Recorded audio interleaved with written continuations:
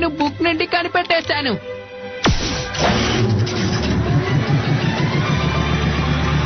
సంవత్సరం కొద్దీ రావాల్సిన కరెంటు బిల్లు ఒక రోజులో వస్తుందేమో. ఇప్పుడు మీరందరూ రెడీగా ఉన్నారా? హరే షిన్చాన్, ఇప్పుడు ఈ బొమ్మలంతా మనతో పాటు ఎందుకు? ఇవన్నీ మనతో పాటు తీసుకెళ్లాల్సిన అవసరం లేదు. ఇది కూడా తీసుకురాకూడదు. ఇప్పుడు మన ఇక్కడి నుంచి బయలుదేరతావా లేదా చెప్పండి.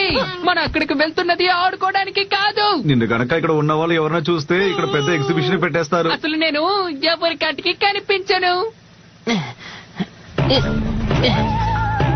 ఎందుకంటే నేను ఈ చోట్లో దాక్కుంటాను.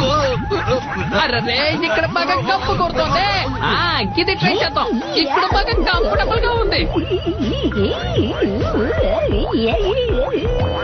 మరి నా కంఫర్ట్ గురించి ఎవరు ఆలోచించరా? అదేదో నువ్వు ఆలోచించుకో.